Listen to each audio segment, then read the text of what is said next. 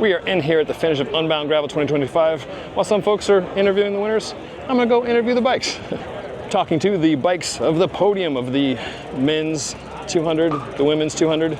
Also got a peek at the XL winners bikes, the 360-mile monstrosity of the race that was won by Rob Britton and Heather Jackson.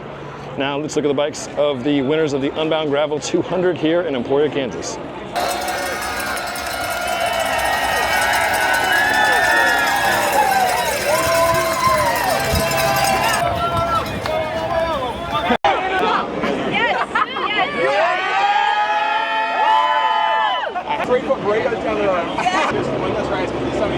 Did you have any mechanical issues, or did you have a clean run at it?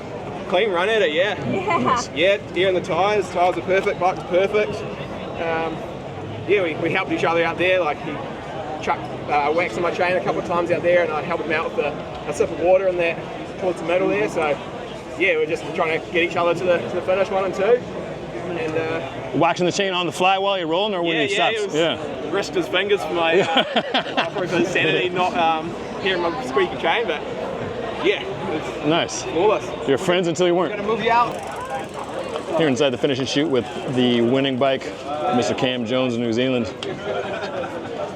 Cam's Scott Gravel Addict RC has a few notable pieces. Up in the cockpit, Cam swapped out the Scott integrated bar stem for a two-piece. A long data stem connects to an aero bar with some grip tape on the flat tops. Aero bars are illegal for the Elite 200 race at Unbound, so many riders will hunker down as best they can on their road bars. And the grip tape adds a bit of traction and thus safety in that effort. The Shimano-sponsored rider is running a mix of the latest 12-speed GRX Di2 gravel group and a Road double crankset. I would presume the crank is there for higher gearing, as Shimano's GRX double tops out at a 48-31. Here, he's also got a 4i power meter. For tires, he's got a semi-slick up front with more bite in the back, a flip of the typical script when riders run a mismatched pair of tires.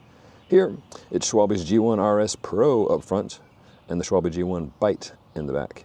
In addition to being an absurdly long endurance sports effort, Unbound Gravel is also an eating competition. If you don't fuel aggressively, you cannot ride aggressively. Cam did both. A mini pump is never plan A at a race, but at Unbound it's good to have plans B, C, D, and many more. Cam has a preset bacon strip for flat fixing under a stem. That would probably be plan C, after no flats is plan A and sealant doing its thing is plan B. You can check out my review of the Scott Addict Gravel in the video description below. I tested that bike out in California at the Ukiah Mindo Grasshopper. Rounding out the podium here, we've got Simon Pilot's bike. You can check my video on his in the video description down below. I talked to him a couple days ago. Simon had some pretty detailed stem notes, pointing out key tricky sections, the feed zones, and the finish at kilometer 325. It's a long day out there, and Cam and Simon were flying, finishing in 8 hours and 37 minutes. Like many bike brands, BMC has a gravel race bike and a gravel adventure bike. This is the adventure bike. Simon seemed to race it just fine though, all the way to second place. Torbjorn Road earned a hard-fought third place on his Trek Checkmate, the race bike in Trek's lineup that now sits alongside the adventure gravel bike, the Checkpoint. Road used a very long version of Trek's integrated cockpit with a bit of grip tape on the tops.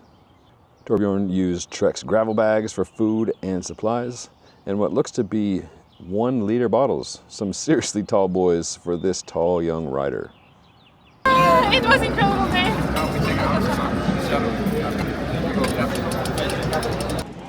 Here we are at the finish of Unbound Gravel with Sebastian Marks, whose rider, Carolina Mignon, just won the Unbound Gravel 200. Congratulations on that. And we're with her bike. Thank you so much. Can you walk us through her bike and what's special about it?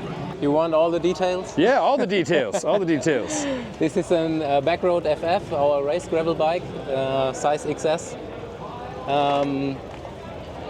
It's a little bit modified because we have a wider fork than normally on this. Yes. The normal fork has an official tire width clearance of 45, and this one has 55. Yes. I think she's riding Thunderbirds on this. And Is that a Thunderbird 2.1s or Thunderbird 2.1 on the front, and then on the back you got the G1 RS. RS and 45. Yep. Yes. And is 45 as big as you can go in the back? Exactly. 50's fit, but unofficially. Yeah. We have a zero offset seat post on this with a 76 seat angle, so this one is quite progressive for the small sizes. UDH hangers, and I think these are the main factors that make this bike a winning machine here. and when will we see this, or will we see this available in the U.S.? You know, just at the truck, I'm just seeing lots of we are roses in there, talks. like We staying with are- Paul Vossen, but we don't see many outside of this like high-level competition here. We are German-based company and sell most of our bikes in the German-speaking countries. But at the moment, we are starting to internationalize, and we have to think about it because I think we made some impression here. Last year's winner, big Rosa splash. Klöser on Rose, and this year's winner, Caro. 2 for 2. Yes, back to back. I'm super happy. Super happy. Yeah, congratulations. I love some of the little details like Dyna plugs just taped on here. And then the stem notes of where S-gridge, feed zones, wee little bars. The back roads of Unbound Gravel Women's winner, Carolina Millon. It looks like a ceramic speed, oversized pulley down there. Red Explorer.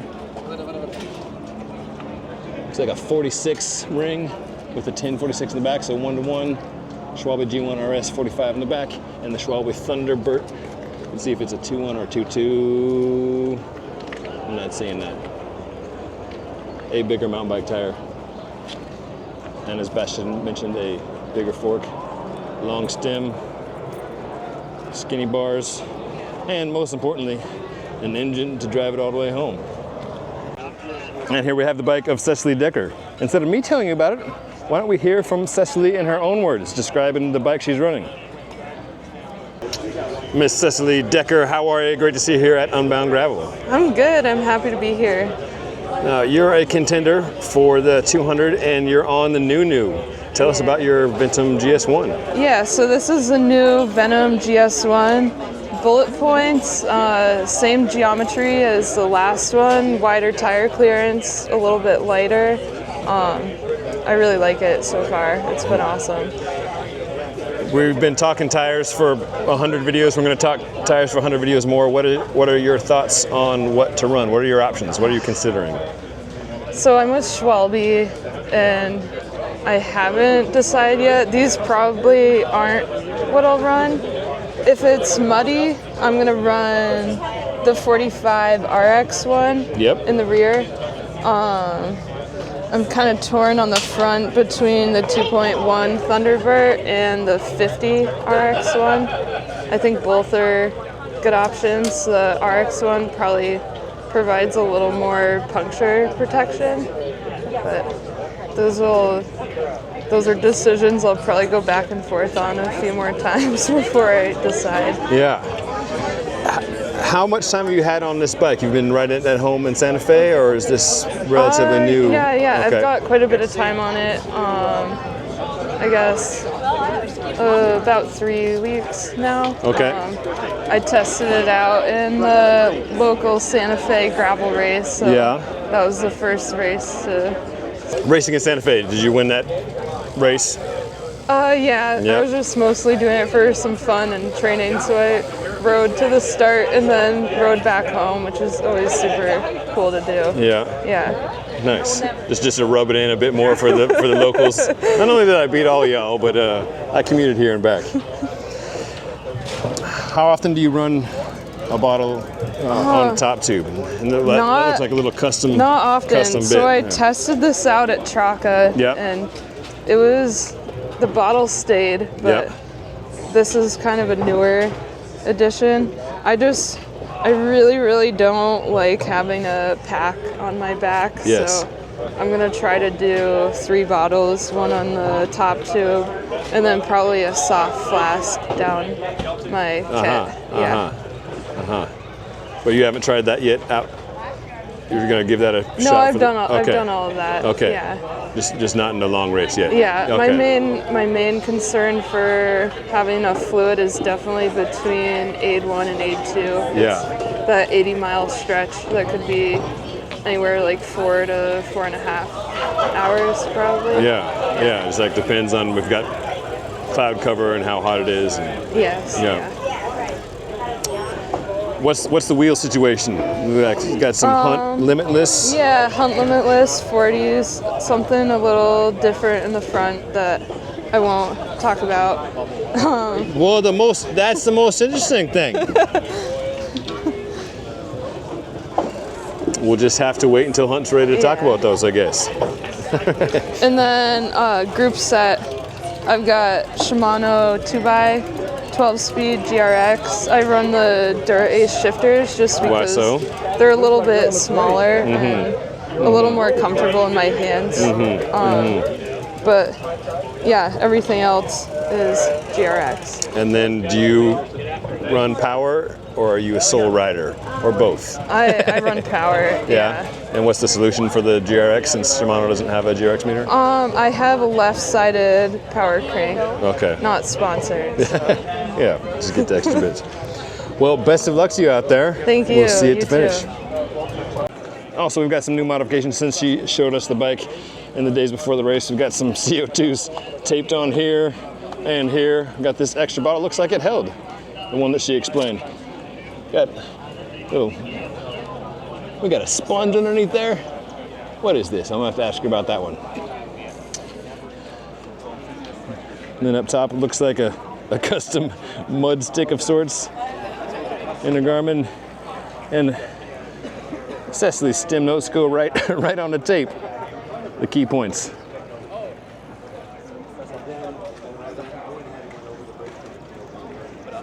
This is the Ventum GS1, the new version of the GS1 of second place Cecily Decker out of Santa Fe, New Mexico. New Mexico represent.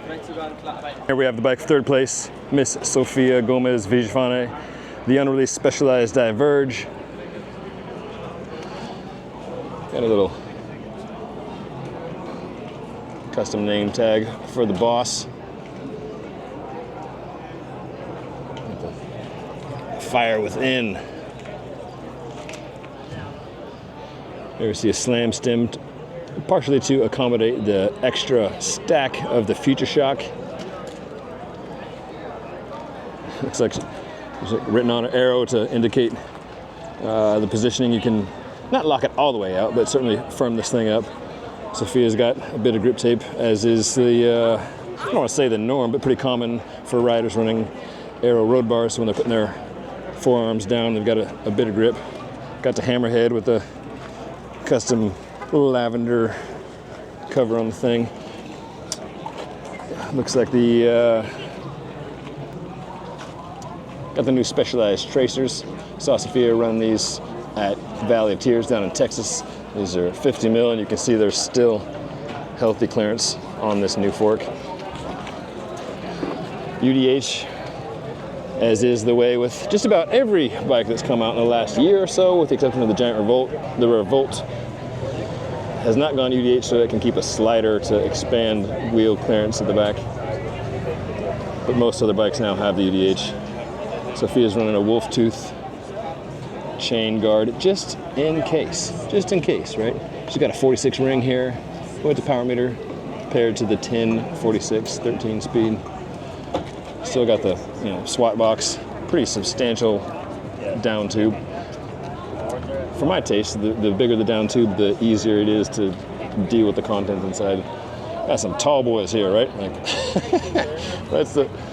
Like that is fully mixed out on the smaller frame. And then looks like a little extra security of zip ties in fire engine red, or fire within red, holding the bag on.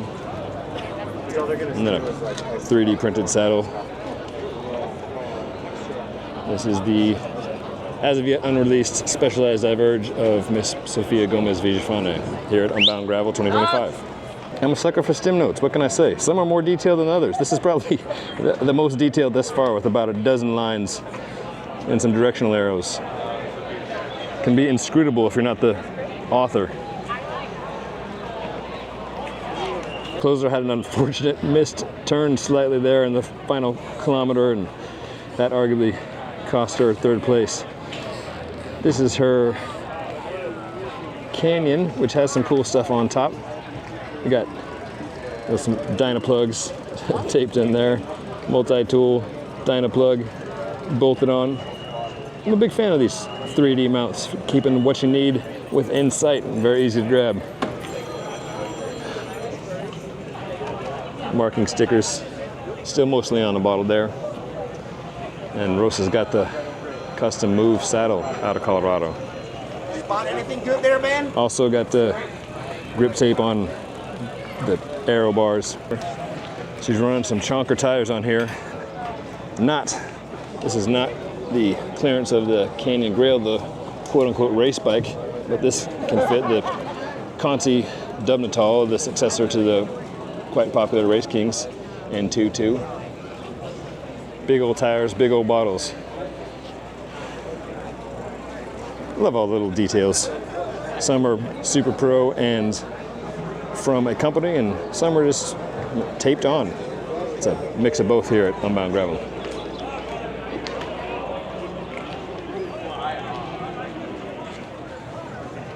Another version of a Dynaplug, just similarly, Dynaplug just taped on the back.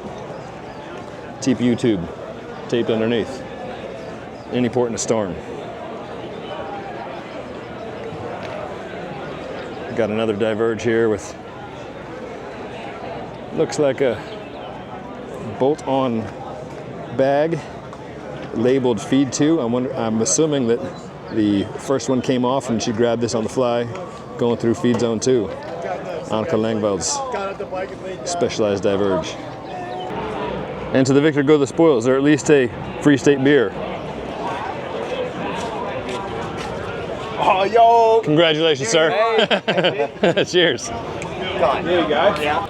So that's it for the bikes of the elite races here at Unbound Gravel 2025. I've got another video coming up on the bikes for the rest of us. Talking to people here at the expo in the days leading up to the races about what people are running and why. Yes, talk to some top-end racers, then also talk to a lot of general participants, so you can watch for that. As always, I appreciate you watching. I appreciate you subscribing. And whatever you're riding, you know what to do. Just enjoy the ride.